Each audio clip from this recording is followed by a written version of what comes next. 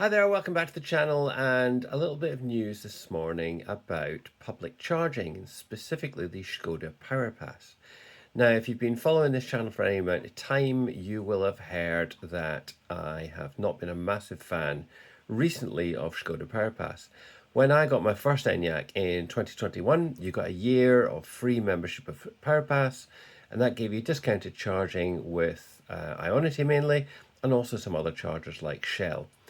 And after the first year, the rates went up and up and up. And actually, when I met Klaus Zellmer in Mlada Boleslav last year, I and a whole lot of other Enyaq owners were saying how ridiculously expensive Škoda Powerpass was. And Klaus said, there's nothing we can do. Our hands are tied by the agreement we have with our charging partners. Well, was that the end of the story? It seems not. So I have been advocating for the last couple of years, really, that if you wanted to use Ionity chargers, and they're really good, they're a pretty well spread out network, there's lots of provision, never had any issues with them, that you should take out a subscription direct with Ionity.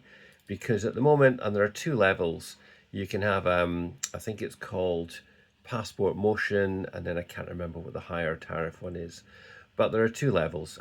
They start at £5.49 a month. And if you're charging reasonably often, but not that often, that's not a bad option.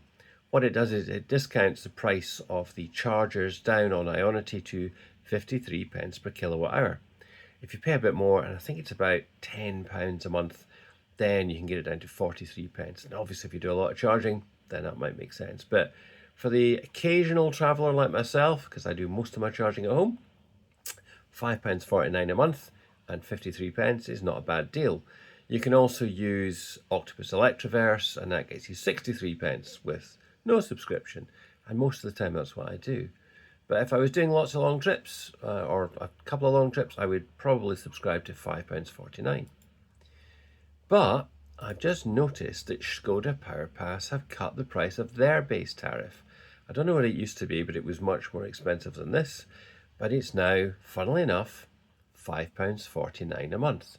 Now, I think the rates vary, obviously, from country to country, but they're broadly similar. I've seen someone in Finland posting it's pretty much the same. So for £5.49 a month with Powerpass, you get 53 pence.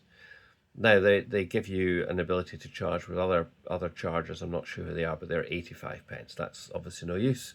And your standard sort of fast AC charging, 69 pence. Obviously, that's quite expensive too. But if you're going to use Ionity, 53 pence at £5.49 is not bad.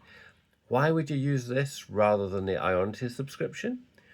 Well, if you've got a current generation Enyaq, the second generation, they all do a thing called plug and charge. And if you're on the first generation Enyaq, those are all now being slowly but surely upgraded to 3.7 software, which also gives you plug and charge. What's plug and charge? Well, if you have a Powerpass subscription, you pull up to an Ionity charger, you get out, you plug in, and it then just starts charging it. It does its handshaking with the car, and all then just proceeds. You'll have seen this on my last video, which I did on a trip to Northern Ireland, and I used plug and charge on that, but I did it using Octopus Electroverse. You can have several plug and charge settings enabled via the Škoda app, and I have Electroverse. But actually, if I'm doing a trip down to England in March, in fact, I'm doing 2 trips down to England in March, so I reckon I'm probably going to take out a £5.49 subscription for the month, and I'll get my money back by the reduced charging fees. Anyway, hopefully that means that we will see some more movement on the higher price tariff on Octopus, not on Octopus, on Škoda Powerpass. Maybe they're just dipping their toes in the water because Klaus Zellmer said their hands were tied. Maybe he's taking that feedback and he's helping to untie the hands. We shall see. Like I say, hopefully on the higher tariff it will also come down, because right now you're cheaper taking Ionity subscription direct if you're charging more regularly. But let's wait and see what happens. Come on, Škoda, I'm sure you can do something here and help out your customers. Anyway, I hope that's of some use, and I will see you in another video very soon.